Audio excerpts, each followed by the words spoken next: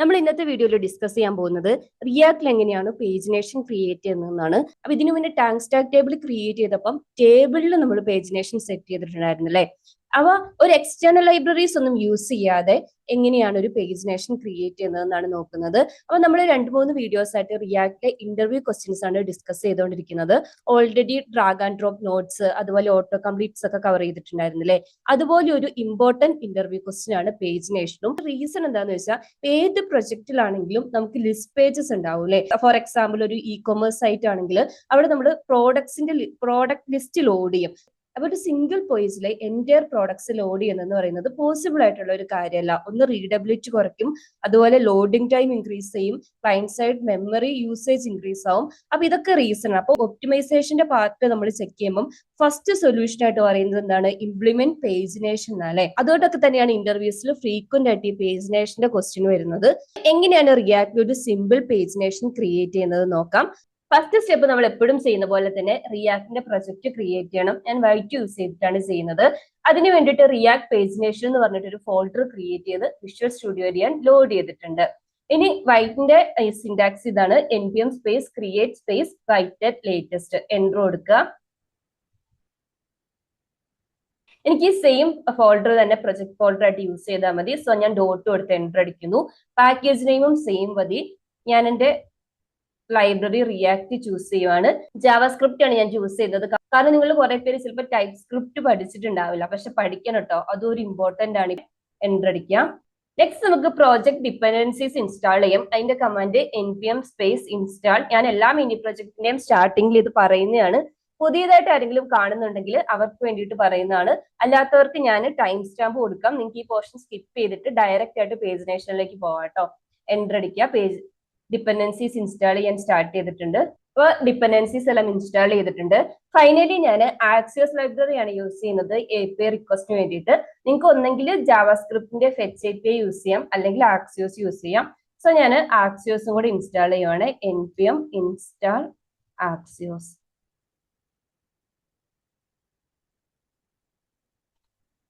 package.json ഫയലിൽ വന്ന് dependencies check ചെയ്തിട്ടുണ്ടെങ്കിൽ ആക്സിയോസ് വന്നിട്ടുണ്ട്. ഇനി നമ്മുടെ പ്രൊജക്റ്റിനെ ഒന്ന് ക്ലീൻ ചെയ്യാം. ഫസ്റ്റ് ഞാൻ app.jsന്റെ കണ്ടന്റ് കംപ്ലീറ്റ് റിമൂവ് ചെയ്യുവാണ്. സെയിം തന്നെ index.jsന്റെ CSSന്റെ കേട്ടോ. അത് കഴിഞ്ഞ് app.jsxൽ വന്നിട്ട് കണ്ടന്റ് കംപ്ലീറ്റ് ആയിട്ട് റിമൂവ് ചെയ്യുന്നു. RIFC കോഡ് സ്നിപ്പറ്റ് യൂസ് ചെയ്തിട്ട് കോമ്പോണന്റ് ക്രിയേറ്റ് ചെയ്യുന്നു.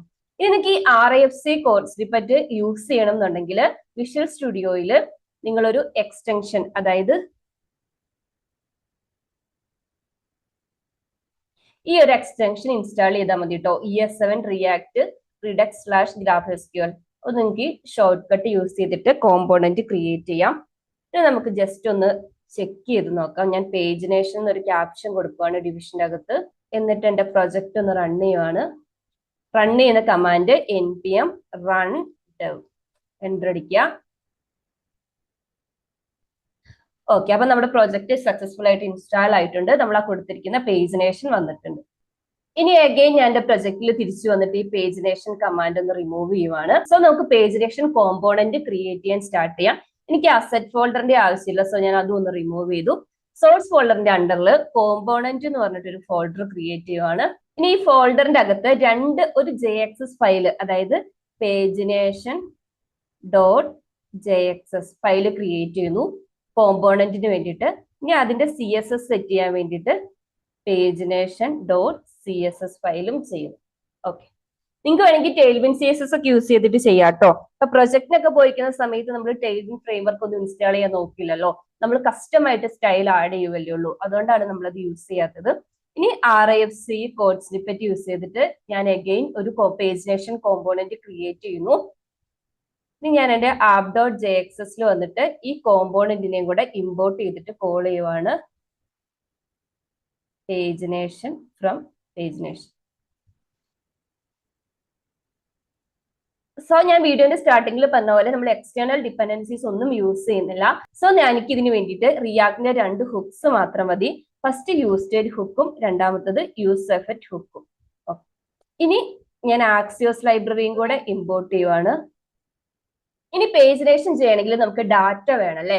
ഡാറ്റയ്ക്ക് വേണ്ടിയിട്ട് ഞാൻ യൂസ് ചെയ്യുന്നത് ഒരു ഡമ്മി URL ആണ്. ഇതിന്റെ ലിങ്ക് വേണമെങ്കിൽ ഞാൻ ഡിസ്ക്രിപ്ഷൻ ബോക്സിൽ കൊടുത്തേക്കാം.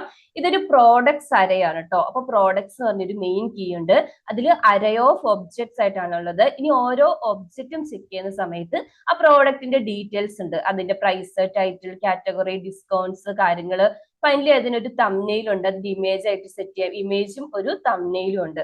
ഓക്കെ, അപ്പൊ ഇത് യൂസ് ചെയ്തിട്ടാണ് നമ്മൾ ഇന്ന് പേജിനേഷൻ ചെയ്യാൻ പോകുന്നത്. ഇനി കോമ്പോണന്റ് ക്രിയേറ്റ് ചെയ്യാൻ വേണ്ടിയിട്ട് ഫസ്റ്റ് സ്റ്റെപ്പ് ആയിട്ട് എനിക്ക് ആവശ്യമുള്ള സ്റ്റേറ്റ് പ്രോപ്പർട്ടീസ് ക്രിയേറ്റ് ചെയ്യുവാണ്.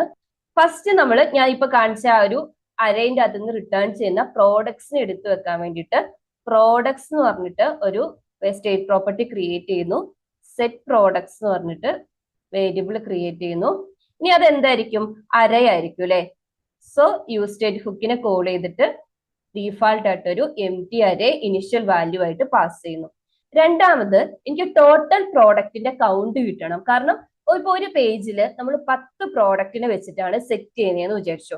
അപ്പൊ എനിക്കൊരു 100 പ്രോഡക്റ്റ് ഉണ്ടെങ്കിൽ എത്ര പേജസ് ഉണ്ടാവും? ഈ 100 പ്രോഡക്റ്റിൽ നിന്ന് പെർ പേജിലെ 10 വെച്ച് ഡിവൈഡ് ചെയ്യുമ്പോൾ നമുക്ക് 10 പേജാണ് കിട്ടുന്നത്. അപ്പോൾ ടോട്ടൽ പ്രോഡക്ട്സിന്റെ കൗണ്ട്, അതായത് ഇപ്പൊ എൻറ്റയർ പ്രോഡക്റ്റും കിട്ടിയാലേ നമുക്ക് പെർ പേജും അതുപോലെ തന്നെ പേജിനേഷൻ ഒക്കെ സെറ്റ് ചെയ്യാൻ പറ്റുള്ളൂ അല്ലെ. സോ അത് നിങ്ങൾക്ക് കുറച്ചും കൂടെ നമ്മൾ അത് ചെയ്യുമ്പോൾ മനസ്സിലാവേ. ഞാൻ ടോട്ടൽ പ്രോഡക്ട്സ് എന്ന് പറഞ്ഞിട്ട് ഒരു വേരിയബിൾ ക്രിയേറ്റ് ചെയ്യുന്നു. സെറ്റ് ടോട്ടൽ പ്രോഡക്ട്സ് അതിന്റെ ഫംഗ്ഷൻ കൊടുക്കുന്നു. ഇനി ബൈ ഡിഫാൾട്ട് യൂസ് സ്റ്റേറ്റ് ഹുക്കിനെ കോൾ ചെയ്തിട്ട് ടോട്ടൽ പ്രോഡക്ട്സിന്റെ ഇനിഷ്യൽ വാല്യൂ ആയിട്ട് ഞാൻ 0 സെറ്റ് ചെയ്യുന്നു. ഇനിഷ്യലി പ്രോഡക്ട്സ് ഒന്നും ഫെച്ച് ചെയ്തിട്ടില്ലല്ലോ. ഇനി മൂന്നാമത്തത് കറന്റ് പേജ് നമ്പർ ഏതാണോ അതിനെ ഇൻഡിക്കേറ്റ് ചെയ്യാൻ വേണ്ടിയിട്ട്, സപ്പോസ് ഡാറ്റ വന്നിട്ടുണ്ടെങ്കിൽ അതിൽ ഏതാണോ കറന്റ് പേജ് നമ്പർ അതിനെ ഇൻഡിക്കേറ്റ് ചെയ്യാൻ ഞാൻ കറന്റ് പേജ് എന്നാണ് വേരിയബിൾ നെയിം കൊടുക്കുന്നത്. സെറ്റ് കറന്റ് പേജ് എന്ന് ഫംഗ്ഷൻ നെയിം കൊടുക്കുന്നു. എഗെയിൻ യൂസ് സ്റ്റേറ്റ് ഹുക്കിനെ കോൾ ചെയ്തിട്ട് ഇത് 1 ആയിരിക്കും. അതായത് ഫസ്റ്റ് പേജിനെ ഡീഫാൾട്ട് ആയിട്ട് സെറ്റ് ചെയ്യുന്നു. സോറി, ഇവിടെ കോൺസ്റ്റന്റിന്റെ സ്പെല്ലിംഗ് തെറ്റിപ്പോയി. ഫൈനലി ഞാനൊരു കോൺസ്റ്റന്റ് ക്രിയേറ്റ് ചെയ്യുവാണ്. അതെന്താണെന്ന് വെച്ചിട്ടുണ്ടെങ്കിൽ പെർ പേജിന്റെ കൗണ്ട്. ഇത് നമുക്ക് ഡൈനാമിക് ആയിട്ട് സെറ്റ് ചെയ്യാം കേട്ടോ. ഒരു ഡ്രോപ്പ് ഡൗൺ ക്രിയേറ്റ് ചെയ്തിട്ട് അതിൽ നിന്ന് പെർ പേജിന്റെ കൗണ്ട് എടുക്കുന്ന പോലെ ഒരു ഡ്രോപ്പ് ഡൗണിൽ 50 to 50,000 ഒക്കെ സെറ്റ് ചെയ്തിട്ട് അതിൽ നിന്ന് ഡൈനാമിക് ആയിട്ട് ചെയ്യാം. അത്രയും ഞാൻ കോംപ്ലിക്കേറ്റഡ് ആക്കുന്നില്ല. ഞാൻ ജസ്റ്റ് പെർ പേജ് എന്ന് പറഞ്ഞിട്ട് ഞാൻ നേരത്തെ പറഞ്ഞ പോലെ 10 ആണ്. അതായത് ഒരു പേജിൽ എനിക്ക് 10 പ്രോഡക്ട്സിനെ വെച്ചിട്ടാണ് ഡിസ്പ്ലേ ചെയ്യേണ്ടത്. സോ പെർ പേജിന്റെ കൗണ്ട് ഞാൻ 10 സെറ്റ് ചെയ്തു. നെക്സ്റ്റ് സ്റ്റെപ്പ് ആയിട്ട് നമുക്ക് ഡാറ്റ ഫെച്ച് ചെയ്യാം. ഡാറ്റ ഫെച്ച് ചെയ്യണമെങ്കിൽ ആദ്യം നമ്മൾ ആക്സസ് ലൈബ്രറി യൂസ് ചെയ്തിട്ട് ഡാറ്റ എടുത്തിട്ട് വരണം. സോ ഒരു അസിൻക്രണസ് ഓപ്പറേഷൻ നടക്കണം അല്ലെ. ഒരു അസിൻക്രണസ് ഫംഗ്ഷനെ ക്രിയേറ്റ് ചെയ്ത് ഡാറ്റ ഫെച്ച് ചെയ്യണം. അതിന്റെ റിസൾട്ട് നമ്മുടെ സ്റ്റേറ്റ് പ്രോപ്പർട്ടിയിൽ സെറ്റ് ചെയ്ത് കൊടുക്കണം. എന്നിട്ട് യൂസർഫെറ്റ് ഹുക്കിൽ നിന്ന് ഈ ഫംഗ്ഷനെ കോൾ ചെയ്യണം. ഞാൻ ആദ്യം ഒരു ഫെച്ച് പ്രോഡക്റ്റ് എന്ന് പറഞ്ഞിട്ട് ഒരു ആരോ ഫംഗ്ഷൻ ക്രിയേറ്റ് ചെയ്യുവാണ്.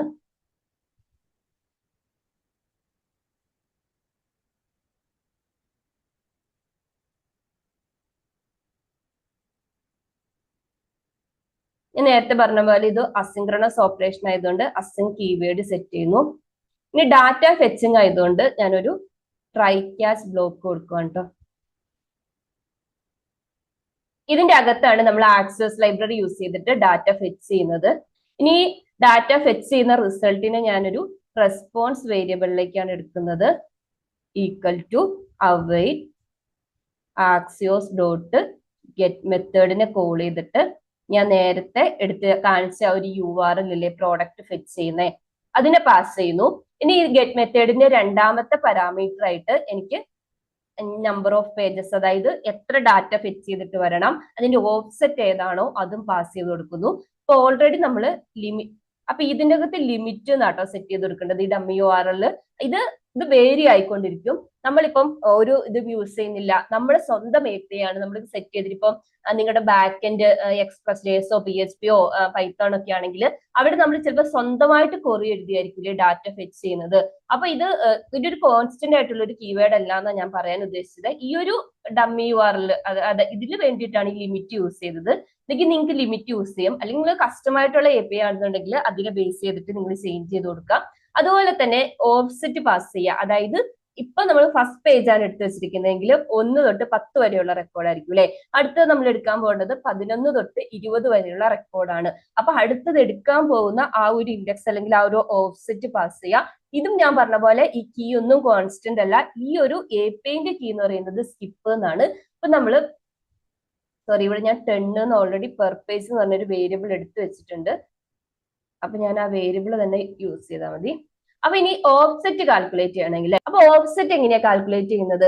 നമ്മൾ ഇപ്പൊ നിൽക്കുന്ന പേജ് ഏതാണോ അതിനെ ബേസ് ചെയ്തിട്ടായിരിക്കും. അതായത് ഇപ്പൊ ഞാന് ഗൂഗിളിന്റെ എക്സാമ്പിൾ വെച്ചിട്ട് പറഞ്ഞുതരാം. ഗൂഗിളിൽ വന്നിട്ട് നമുക്ക് റിയാക്ട് എന്ന് സെർച്ച് ചെയ്യാം.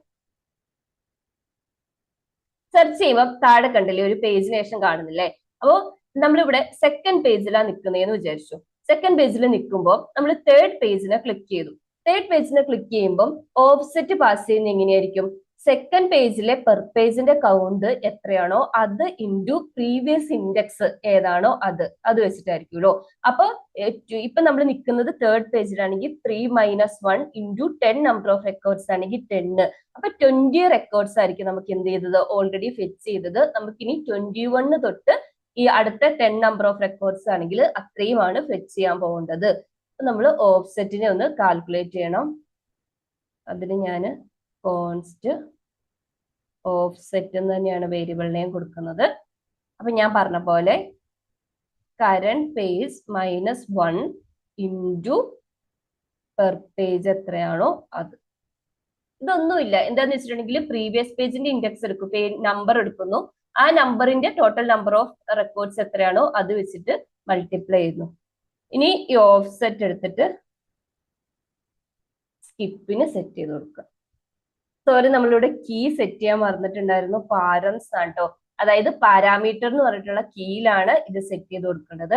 ഇനി നമുക്ക് ക്യാച്ച് ബ്ലോക്ക് ഇംപ്ലിമെന്റ് ചെയ്യാം. എറർ, എന്തെങ്കിലും എറർ വന്നിട്ടുണ്ടെങ്കിൽ ജസ്റ്റ് എന്ത് ചെയ്താൽ ഈ കൺസോളിലോട്ട് ലോഗ് ചെയ്താൽ മതി. എറർ വൈൽ ഫെച്ച് പ്രോഡക്റ്റ് എന്ന് കൊടുക്കുന്നു.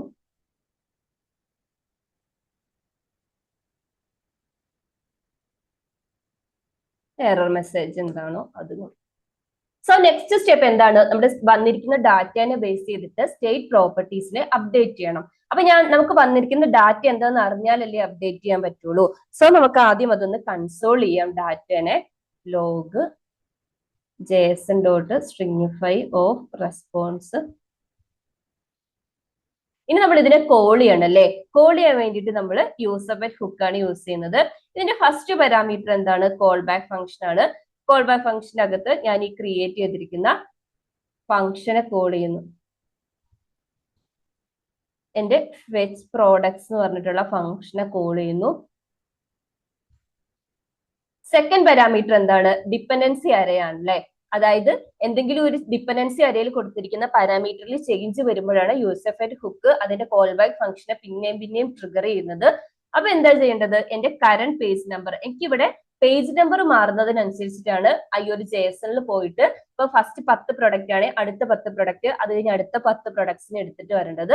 സോ ഞാൻ ഡിപ്പെൻഡൻസി അറേന്റെ പാരാമീറ്റർ ആയിട്ട് കറന്റ് പേജ് സെറ്റ് ചെയ്ത് കൊടുക്കുന്നു. ഇനി നമുക്കൊന്ന് ലോഗ് ചെക്ക് ചെയ്യാം. ഇവിടെ error while fetching catch block ആണ് വർക്ക് ആയിരിക്കുന്നത്. ഓഫ് നോട്ട് ഡിഫൈൻഡ് എന്ന് നമ്മൾ ഓഫ്സെറ്റിന് പകരം ഓഫ് വരെ കൊടുത്തിട്ടുണ്ടായിരുന്നുള്ളൂ സ്കിപ്പില്. ഓക്കെ, ഇപ്പൊ നമ്മുടെ ജേസൺ വന്നിട്ടുണ്ട്. ഇത് കോപ്പി ചെയ്തിട്ട് ഞാൻ ജേസൺ എഡിറ്ററിൽ ഇട്ടത് കാണിച്ചു തരാം. ജേസൺ എഡിറ്ററിൽ ഇട്ടിട്ടുണ്ട്. അപ്പൊ ഇങ്ങനെയാണ് നമുക്ക് ഡാറ്റ വരുന്നത്. അപ്പൊ ആദ്യം ഡാറ്റ എന്ന് പറഞ്ഞിട്ടൊരു കീ ഉണ്ടാവും. പിന്നെ അതിന്റെ സ്റ്റാറ്റസ് കോഡ് കാര്യങ്ങളൊക്കെ, അതായത് 200 ആണെങ്കിൽ സക്സസ്ഫുൾ ആണല്ലോ. നമുക്ക് ഈ ഡാറ്റ കീ ആണ് ആവശ്യമുള്ളത്. ഇത് അതിന്റെ അകത്ത് ഓപ്പൺ ചെയ്ത പ്രോഡക്ട്സ് എന്ന് പറഞ്ഞിട്ടുള്ള കീ, അതായത് ഈ ഡമ്മി ജേസണിൽ പ്രോഡക്ട്സ് കീ ഇല്ലേ, അത് തന്നെ. പ്രോഡക്ട്സ് എന്ന് പറഞ്ഞ കീയിൽ നമ്മൾ റിക്വസ്റ്റ് ചെയ്തിരിക്കുന്ന എത്ര പെർ പേജിൽ കൗണ്ട് എത്രയാണോ, ലിമിറ്റ് എത്രയാണോ അത്രയും റെക്കോർഡ് വന്നിട്ടുണ്ടാവും. അതേപോലെ തന്നെ ടോട്ടൽ നമ്പർ ഓഫ് പ്രോഡക്ട്സ് എത്രയാണോ, നമുക്ക് പേജിനേഷൻ സെറ്റ് ചെയ്യാൻ മസ്റ്റ് ആയിട്ട് ആവശ്യമുള്ളത് ഈ ടോട്ടൽ നമ്പർ ഓഫ് റെക്കോർഡ്സ് ആണല്ലേ. അപ്പൊ ടോട്ടൽ പ്രോഡക്റ്റ് എത്രയാണോ അതിന്റെ കൗണ്ടും, പിന്നെ നമ്മൾ സെറ്റ് ചെയ്ത് കൊടുത്തിരിക്കുന്ന ഓഫ്സെറ്റും അതുപോലെ ലിമിറ്റും വരും. അപ്പൊ ഇത്രയുമാണ് നമുക്ക് ആവശ്യമുള്ളത്. അപ്പൊ ഇപ്പൊ നിങ്ങൾക്ക് ക്ലിയർ ആയില്ലേ സ്റ്റേറ്റ് പ്രോപ്പർട്ടി എങ്ങനെ അപ്ഡേറ്റ് ചെയ്യേണ്ടതെന്ന്? അതായത് സെറ്റ് പ്രോഡക്ട്സിന്റെ അകത്ത് എന്ത് ചെയ്യണം? റെസ്പോൺസിന്റെ അകത്തുനിന്ന് ഡാറ്റ എന്ന് പറഞ്ഞിട്ടുള്ള പ്രോപ്പർട്ടിന്റെ അകത്തുനിന്ന് പ്രോഡക്ട്സ് എന്ന് പറഞ്ഞിട്ടുള്ളത് എന്താണോ അത് എടുത്തിട്ട് സെറ്റ് ചെയ്യാം. ഇനി രണ്ടാമത് set total product. Total products എന്താണ്? ടോട്ടൽ പ്രോഡക്ട്സിന്റെ കൗണ്ട് റെസ്പോൺസിന്റെ അകത്ത് എഗെയിൻ ഡാറ്റേന്റെ അകത്ത് ടോട്ടൽ എന്ന് പറഞ്ഞിട്ടുള്ള കീയിലല്ലേ ഉള്ളത്, ഈ ടോട്ടൽ കീന്റെ അകത്തല്ലേ ഉള്ളത്. അപ്പൊ നമുക്ക് ടോട്ടൽ പ്രോഡക്ട്സുമായി ഇനി നെക്സ്റ്റ് എന്താ ചെയ്യേണ്ടത്? നമുക്ക് ഇതിനെ റെൻഡർ ചെയ്യണം അല്ലെ. അപ്പൊ ഞാൻ വന്നിട്ട് ഈ 10 പ്രൊഡക്റ്റിനെ ആദ്യം റെൻഡർ ചെയ്യാം.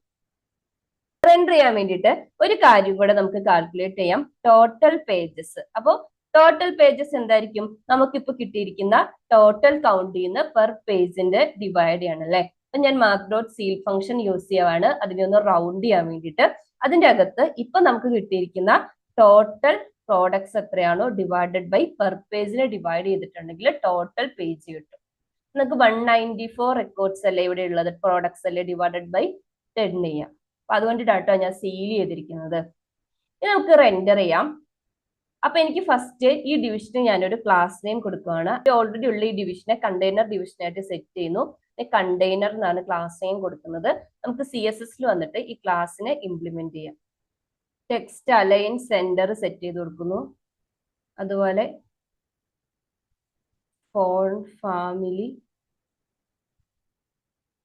ഏരിയൽ സെറ്റ് ചെയ്യുന്നു. ഫൈനലി പാഡിങ് ഒരു 20 പിക്സൽ കൊടുക്കും. കണ്ടെയ്നർ ഡിവിഷൻ ക്രിയേറ്റ് ചെയ്തു. ഞാനൊരു H1 ടാഗും കൂടെ ക്രിയേറ്റ് ചെയ്തിട്ട് അതിൻ്റെ അകത്ത് പ്രോഡക്റ്റ് ലിസ്റ്റ് എന്നൊരു ഹെഡിങ് കൂടെ കൊടുക്കുകയാണ് കേട്ടോ. ഇനി നമ്മൾ എന്താ ചെയ്യേണ്ടത്? ഈ പ്രോഡക്ട്സ് ഉണ്ടോ എന്ന് ചെക്ക് ചെയ്യുന്നു. ഉണ്ടെന്നുണ്ടെങ്കിൽ അതിനെ റെൻഡർ ചെയ്യണം. അതായത് ഫസ്റ്റ് ലോഡ് ചെയ്യുമ്പോൾ ഡാറ്റ ഉണ്ടാവില്ല. യൂസർ കുക്ക് ഡാറ്റ ഫെച്ച് ചെയ്തിട്ട് വന്നിട്ടുണ്ടെങ്കിൽ അല്ലേ ഡാറ്റ ഉണ്ടാവുള്ളൂ. സോ പ്രോഡക്റ്റിന്റെ ലെങ്ത് ഗ്രേറ്റർ ദാൻ 0 ആണെങ്കിൽ നമ്മൾ എന്ത് ചെയ്യണം? പ്രോഡക്റ്റിനെ റെൻഡർ ചെയ്യണം. First products dot length greater than 0 ആണെന്നുണ്ടെങ്കിൽ പ്രോഡക്റ്റിനെ റെൻഡർ ചെയ്യാം. അപ്പൊ ഞാനൊരു ഡിവിഷന്റെ ഉള്ളിലാണ് ഈ പ്രോഡക്ട്സിനെ ലോഡ് ചെയ്യുന്നത്.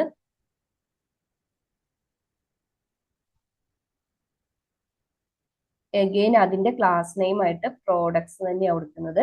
ഇനി നമ്മൾ CSSൽ പോയിട്ട് ഈ പ്രോഡക്ട്സിനെയും കൂടെ അതിനും കൂടെ സ്റ്റൈൽ സെറ്റ് ചെയ്യുക ആ ഡിവിഷന്. ഇവിടെ നമുക്ക് ഡിസ്പ്ലേ ഫ്ലെക്സ് കൊടുക്കാം അല്ലെ. അതായത് നമുക്ക് റോ വൈസ് അറേഞ്ച് ചെയ്ത് പറഞ്ഞല്ലോ. പിന്നെ ഫ്ലെക്സ് റാപ്പ് കൊടുക്കാം. റാപ്പ് സെറ്റ് ചെയ്യുന്നു. കണ്ടന്റ് എഗെയിൻ സെന്ററിൽ വരണം. Justify content centre. ഇനി ഓരോ ഐറ്റത്തിന്റെ ഇടയിലുള്ള ഗ്യാപ്പ് ഞാനൊരു 20 പിക്സൽ ആണ്. അതായത് ഇപ്പൊ രണ്ട് പ്രൊഡക്റ്റ് വന്നാൽ ഇൻ ബിറ്റ്വീൻ ഗ്യാപ്പ് ഒരു 20 പിക്സൽ ആണ് കൊടുക്കുന്നത്. Again margin top. അപ്പോൾ മൾട്ടിപ്പിൾ റോസ് വരുമല്ലോ. അപ്പൊ മാർജിൻ ടോപ്പ് നമ്മൾ പാഡിങ് 20 പിക്സൽ കൊടുത്ത പോലെ തന്നെ 20 പിക്സൽ ആണ് കൊടുക്കുന്നത്. ഇനി ഈ പ്രോഡക്റ്റ് ഡിവിഷന്റെ അകത്ത് ഓരോ പ്രൊഡക്റ്റിനെ ആയിട്ട് ആഡ് ചെയ്ത് കൊടുക്കണം. സോ ഞാൻ എന്ത് ചെയ്യാണ്? നമ്മുടെ പ്രോഡക്ട്സിൽ കൂടെ മാപ്പ് ചെയ്യുവാണ്. അതായത് ഓരോ പ്രൊഡക്റ്റിനെ ആയിട്ട് ആക്സസ് ചെയ്യുന്നു. അപ്പൊ പ്രോഡിനെ ആക്സസ് ചെയ്യുന്നു. ഇനി ഇതിന്റെ അകത്ത് എങ്ങനെ സെറ്റ് ചെയ്യുന്ന വെച്ചിട്ടുണ്ടെങ്കിൽ എഗെയിൻ ഒരു ഡിവിഷൻ ക്രിയേറ്റ് ചെയ്യുന്നു. ഓരോ പ്രോഡക്റ്റും സെറ്റ് ചെയ്ത് വരാൻ വേണ്ടിയിട്ട് ആ ഡിവിഷന്റെ അകത്ത് ഒരു ഇമേജ് സെറ്റ് ചെയ്യുന്നു പ്രോഡക്റ്റിന്റെ. പിന്നെ അതിന്റെ താഴെ അതിനൊരു തംബ്നെയിലും. സാധാരണ ഇപ്പൊ നമ്മൾ നൈക്കയിലോ ഫ്ലിപ്കാർട്ടിലൊക്കെ കയറുന്ന സമയത്ത് അങ്ങനെയല്ലേ കാണുക? ഇമേജിൽ ഒരു ലാർജർ ഇമേജ് ഉണ്ടാവും. അതിന്റെ താഴെ അതിന്റെ ടൈറ്റിലും ഡിസ്ക്രിപ്ഷനും ഉണ്ടാവും അല്ലെ. തൽക്കാലം നമുക്ക് ടൈറ്റിൽ മാത്രം സെറ്റ് ചെയ്ത് കൊടുക്കാം. സോ അത് വരാൻ വേണ്ടിയിട്ട് അഗെയിൻ ഓരോ പ്രോഡക്റ്റിന്റെയും സിംഗിൾ ഡിവിഷൻ ക്രിയേറ്റ് ചെയ്യുവാണ്. എഗെയിൻ ഇതിന് ക്ലാസ് നെയിം സെറ്റ് ചെയ്ത് കൊടുക്കുന്നു. അത് ഞാൻ പ്രോഡക്റ്റ് സിംഗിൾ എന്നാണ് ക്ലാസ് നെയിം കൊടുക്കുന്നത്.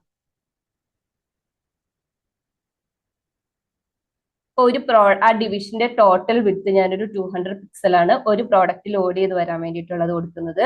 അതുപോലെ പാഡിങ് ഒരു 10 പിക്സൽ സെറ്റ് ചെയ്ത് കൊടുക്കുന്നു. പിന്നെ ഈ ഡിവിഷൻ ഒരു ബോർഡർ സെറ്റ് ചെയ്യുവാണ്.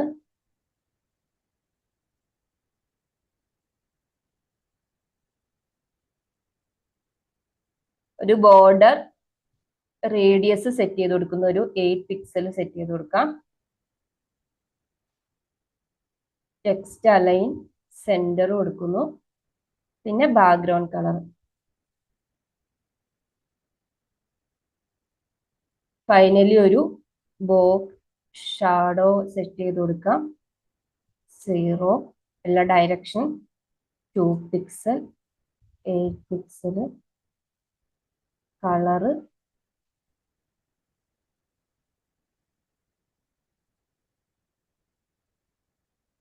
ബ്ലാക്ക് കൊടുത്തു. ഇനി തിരിച്ചു വരിക. ഞാൻ നേരത്തെ പറഞ്ഞ പോലെ ഇനി എന്താ ചെയ്യേണ്ടത്? ഈ ഡിവിഷന്റെ അകത്ത് ഫസ്റ്റ് നമ്മളൊരു ഇമേജ് ടാഗ് ക്രിയേറ്റ് ചെയ്യണം. ഈ ഇമേജ് ടാഗിന്റെ അകത്ത് നമ്മൾ പ്രോഡക്റ്റിന്റെ തംബ്നെയിൽ സെറ്റ് ചെയ്ത് കൊടുക്കാം.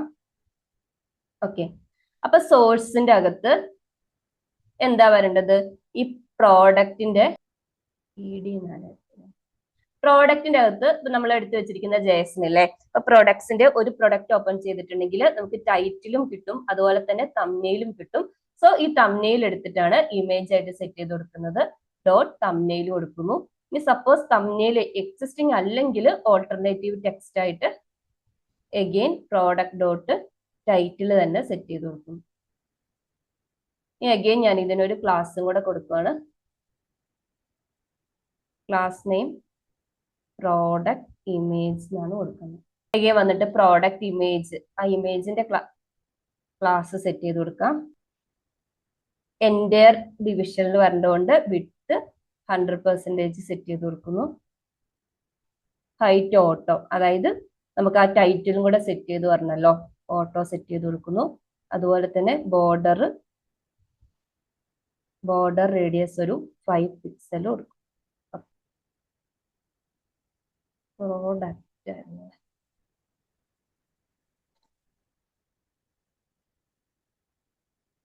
നമ്മുടെ ഇമേജ് വന്നിട്ടുണ്ട്.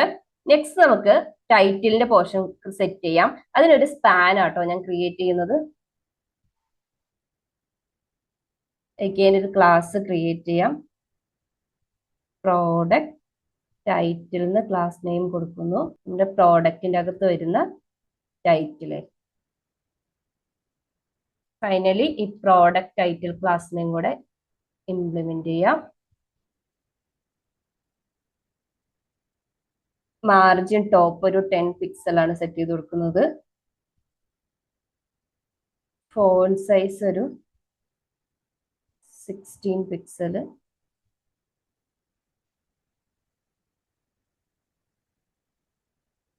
കളർ ആഷ്,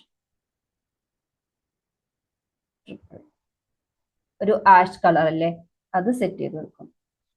ഇനി ഞാൻ ഈ CSS ക്ലാസ്സിനെ ഇവിടെ കോൾ ചെയ്തിട്ടുണ്ടായിരുന്നില്ല. import .pagination.css.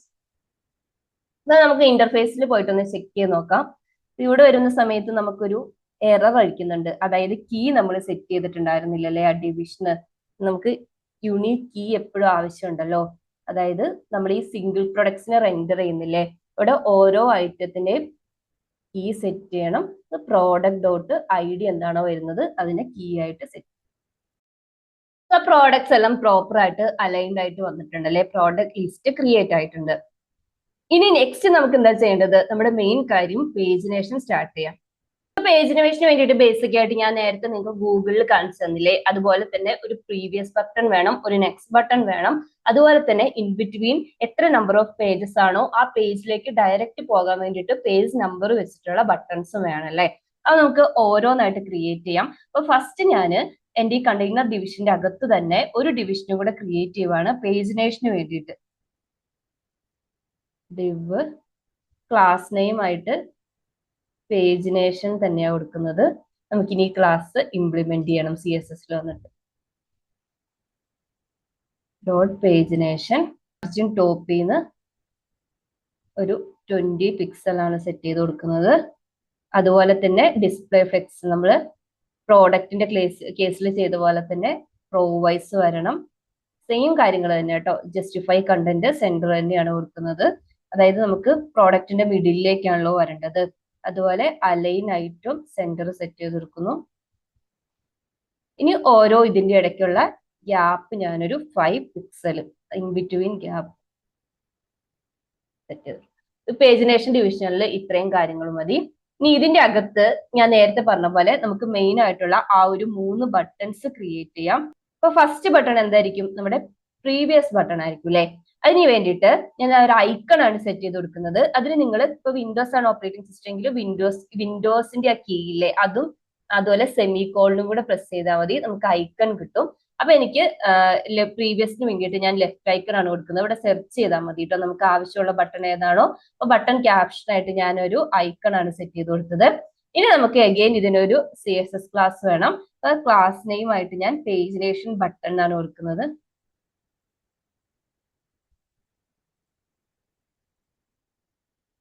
അതുപോലെ ഇത് ക്ലിക്ക് ചെയ്യുന്ന സമയത്ത് എന്ത് ചെയ്യണം, നമുക്ക് പ്രീവിയസ് പേജിലേക്ക് പോകണം അല്ലെ.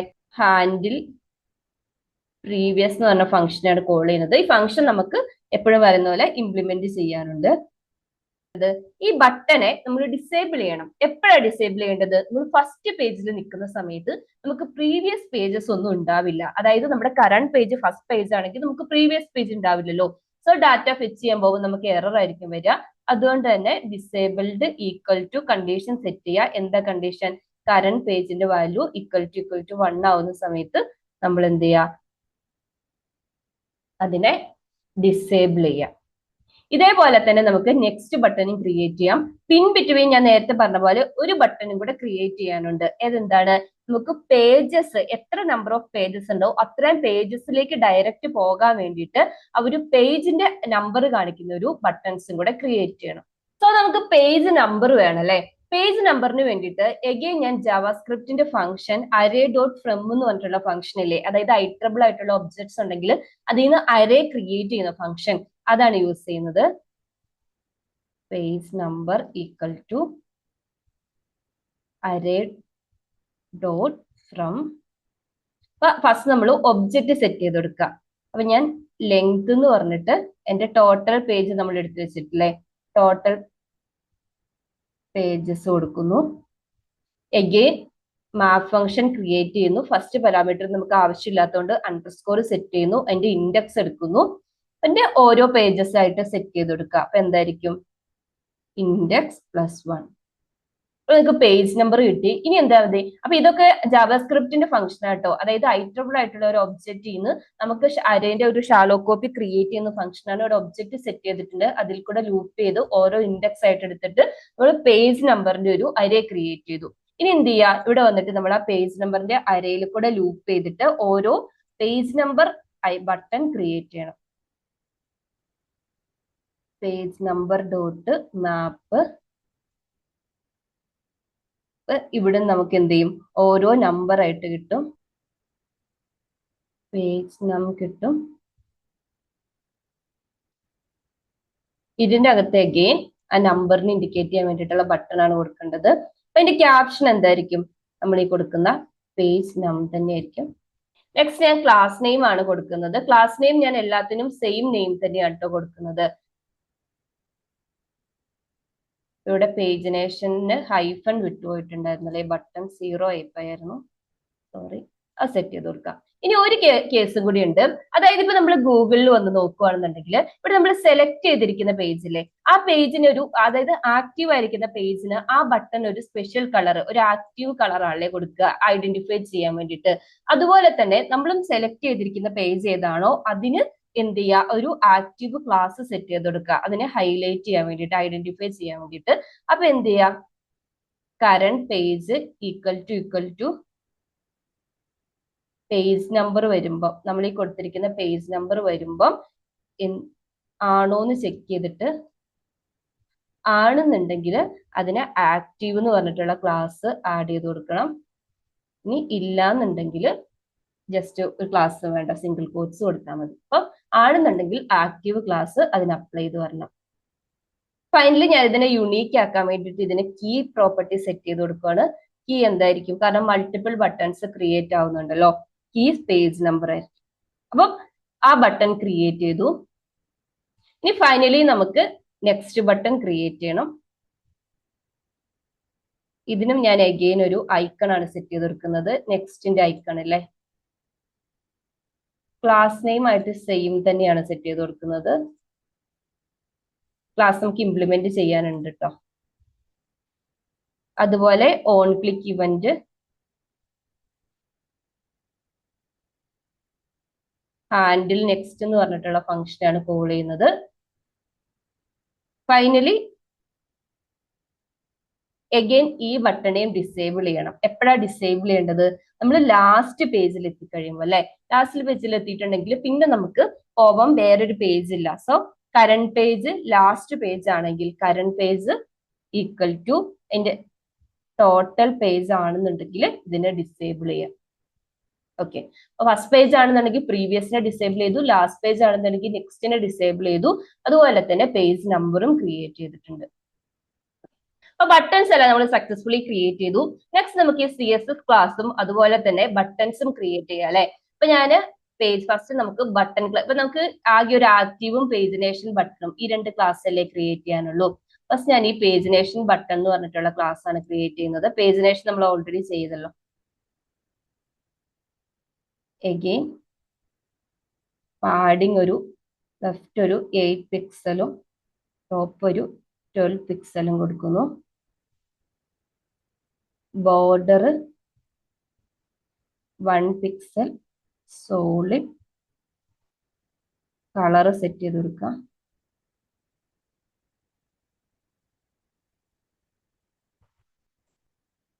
നെക്സ്റ്റ് ബോർഡറിന്റെ റേഡിയസ് ഒരു 5 പിക്സൽ കൊടുക്കുക. ബാക്ക്ഗ്രൗണ്ട് കളർ കൊടുക്കുക. ഞാൻ വൈറ്റ് ആണ് സെറ്റ് ചെയ്ത് കൊടുക്കുന്നത്.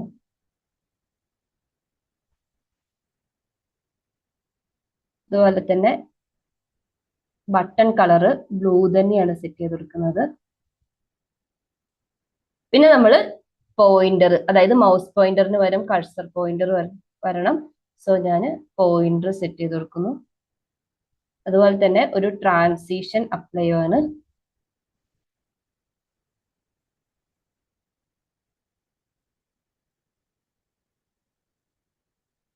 ബാക്ക്ഗ്രൗണ്ട് കളർ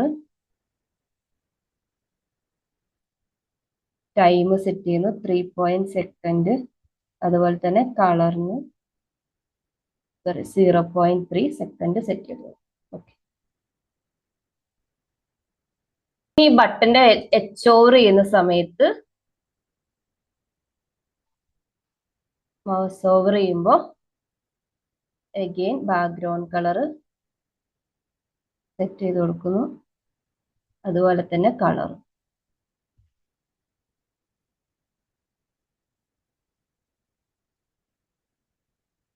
ഇനി നമുക്കൊരു ആക്റ്റീവ് ക്ലാസ് സെറ്റ് ചെയ്ത് കൊടുക്കാണ്ടല്ലേ,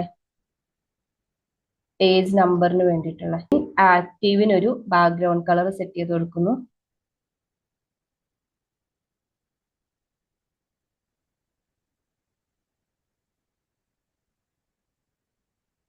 നമുക്കൊരു ഡിസേബിൾഡ് ക്ലാസ്സും കൂടെ സെറ്റ് ചെയ്യാനുണ്ട്. അതായത് button disable ആവില്ലേ. Background colour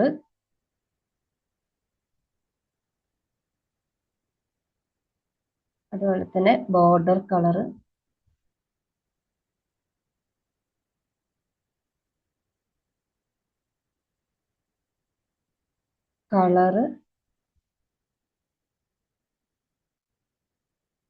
cursor നമുക്ക് നോട്ട് അലൗഡ് സെറ്റ് ചെയ്ത് കൊടുക്കാം. ഇതാ റെഡ് കളർ സിമ്പിൾ വരുന്നില്ലേ. അപ്പൊ ഒന്നുമില്ല, പേജിനേഷന്റെ ബട്ടന്റെ പ്രോപ്പർട്ടി സെറ്റ് ചെയ്തു. എച്ച് ഓവർ ചെയ്യുമ്പോൾ ബാക്ക്ഗ്രൗണ്ട് കളർ ആക്റ്റീവ് ആയിരിക്കുമ്പോൾ ഡിസേബിൾഡ് ആയിരിക്കുമ്പോൾ ഇത്രയും കാര്യങ്ങൾ സെറ്റ് ചെയ്തു. സോ നമ്മൾ CSSന്റെ പോർഷൻ കംപ്ലീറ്റ് ചെയ്തിട്ടുണ്ട്. സോ ഇനി നമുക്ക് ഓരോ ഫംഗ്ഷൻസ് ആയിട്ട് ഇംപ്ലിമെന്റ് ചെയ്യാം. നമുക്ക് ആകെ 3 ഫംഗ്ഷനേ ഉള്ളൂ. പ്രീവിയസ് ബട്ടന്റെ ക്ലിക്ക്, പേജ് നമ്പറിന്റെ ക്ലിക്ക്, അതുപോലെ തന്നെ ഹാൻഡിലിന്റെ ക്ലിക്ക്. അപ്പൊ ഓരോന്നായിട്ട് ചെയ്യാം. ഫസ്റ്റ് നമുക്ക് പ്രീവിയസ് ബട്ടന്റെ ക്ലിക്ക് ഇംപ്ലിമെന്റ് ചെയ്യാം. അതിന് വേണ്ടിയിട്ട് ഞാനൊരു ആരോ ഫംഗ്ഷൻ ക്രിയേറ്റ് ചെയ്യുവാണ്. ഇതിന്റെ കണ്ടീഷൻ എന്തായിരിക്കും? പ്രീവിയസ് ബട്ടൺ ഫസ്റ്റ് പേജ് അല്ലെങ്കിൽ, അതായത് കറന്റ് പേജിന്റെ കൗണ്ട് ഗ്രേറ്റർ ദാൻ 1 ആണെങ്കിൽ മാത്രം പ്രീവിയസ് ബട്ടന്റെ ക്ലിക്ക് ഇംപ്ലിമെന്റ് ചെയ്താൽ മതി. നമ്മൾ കറന്റ് പേജിന് അപ്ഡേറ്റ് ചെയ്യണം. അതിന് സെറ്റ് കറന്റ് പേജ് എന്ന് പറഞ്ഞിട്ടുള്ള ഫംഗ്ഷൻ ഉണ്ട്. ഇപ്പൊ നിൽക്കുന്ന കറന്റ് പേജ് ഏതാണോ അതിൽ നിന്ന് 1 മൈനസ് ചെയ്താൽ മതി അല്ലെ, പ്രീവിയസ് പേജിലേക്ക് പോകും. ഇനി നമുക്ക് നെക്സ്റ്റ് പേജിന്റെ ബട്ടൺ ക്ലിക്കിന് ഇംപ്ലിമെന്റ് ചെയ്യണം. സോ അതിന്റെ ഹാൻഡിൽ നെക്സ്റ്റ് എന്നാണ് ഫംഗ്ഷൻ നെയിം. എഗെയിൻ നമ്മൾ ആരോ ഫംഗ്ഷൻ ക്രിയേറ്റ് ചെയ്യാം.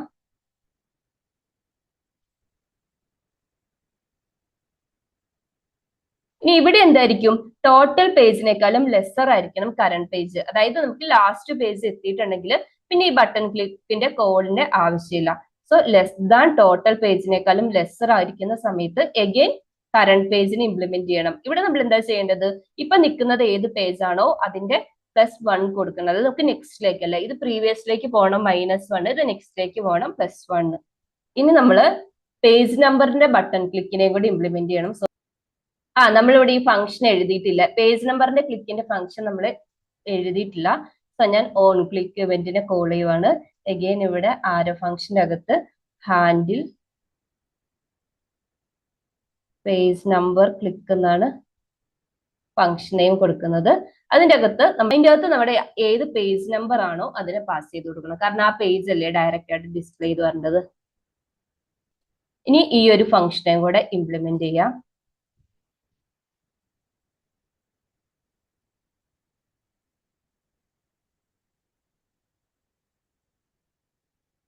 ഇവിടെ എന്ത് ചെയ്താൽ മതി? ഇവിടെ കറണ്ട് പേജ് ആയിട്ട് ഇപ്പൊ ക്ലിക്ക് ചെയ്തിരിക്കുന്ന ആ ഒരു പേജിലെ, അതായത് ഇവിടെ നമുക്ക് പേജ് നമ്പർ കിട്ടും.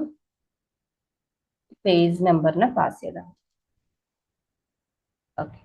അപ്പൊ ബട്ടൺ ക്ലിക്ക് ഇത്രയേ ഉള്ളൂ. പ്രീവിയസ് ബട്ടനെ ക്ലിക്ക് ചെയ്യുമ്പോൾ കറണ്ട് പേജിൽ നിന്ന് -1 ചെയ്യുക, നെക്സ്റ്റ് പേജ് ആകുമ്പോൾ പ്ലസ് ചെയ്യുക. നമ്മൾ പേജ് നമ്പറിനെ ക്ലിക്ക് ചെയ്യുന്നെങ്കിൽ ആ പേജ് നമ്പർ വെച്ചിട്ട് അപ്ഡേറ്റ് ചെയ്യാം.